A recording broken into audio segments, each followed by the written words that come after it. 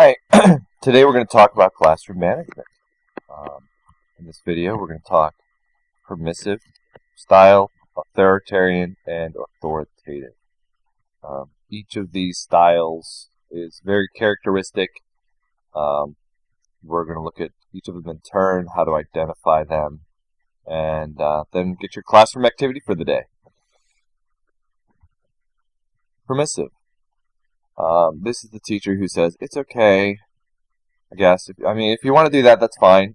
And then they freak out and scream, "Cut it out! No!" So they're the, it's okay, it's okay, it's okay, it's not okay! You can identify the permissive teacher by a lack of interest in student success. I call teachers who are like a year off from retirement and have given up zombie teachers. They only correct teachers when they're annoyed. So teachers can goof off, or students can goof off until the teacher gets annoyed. Allows students to break rules most of the time. So you'll see instances where the teacher will say, alright, put up your hands if you want to answer the question, and then they'll just ignore that for the rest of the class. And the hallmark is does not follow his or her own guidelines or plans for the class. So they might have a rule for class that you have to put up your hand, like I said earlier, and then not follow that. Or, they'll say you have to be here on time and then ignore it without kind of rationalization or justification of it. Authoritarian is actually very close to permissive.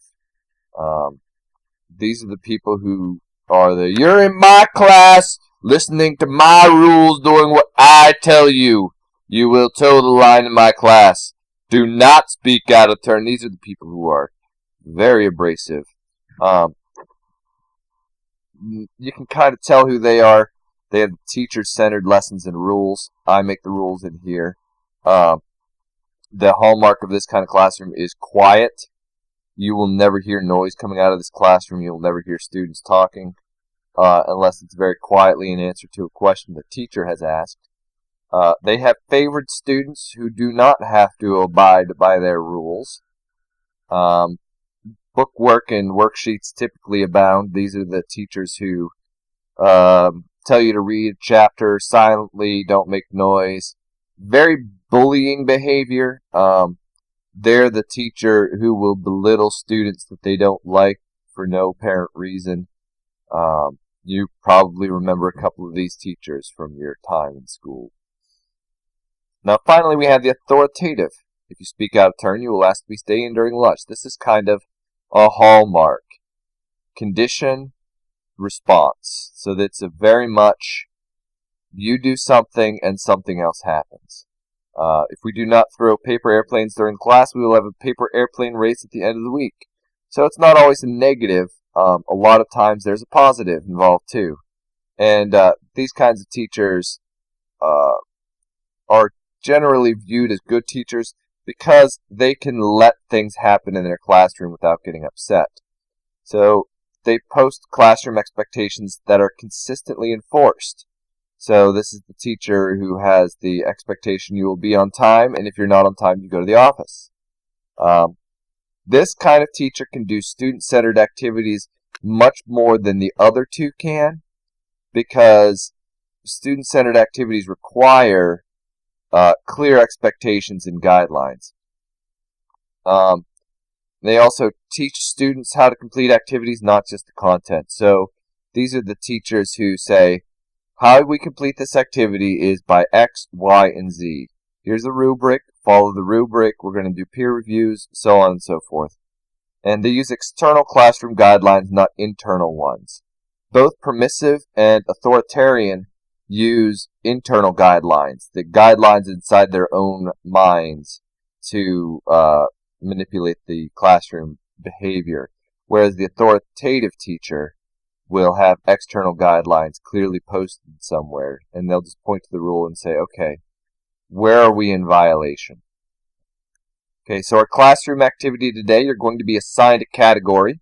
Get together in your group with other authoritative, authoritarian, or permissive group members. And you're going to make a short skit that exemplifies classroom discipline style, the one that you've selected, or been given, rather. Now, obviously in your group, one person's going to be the teacher, and the other students, the other people in the group are going to be the students in the classroom who kind of give cues to their classmates. So you might have one or two teachers in a situation, and then the rest of the people in the group spur on the activities of the rest of the group. So I'll let you figure out what you're going to do if your role is student in your skit. And then you're going to demonstrate that discipline style in class through your skit. We'll probably spend 3 to 5 minutes doing this per group.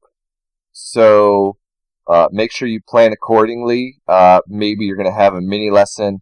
Maybe you're just going to try and get attention to the class. Maybe you're just going to, whatever you're going to do. The hallmark of this activity is that the other groups don't necessarily know what discipline style you're going to use when you stand up.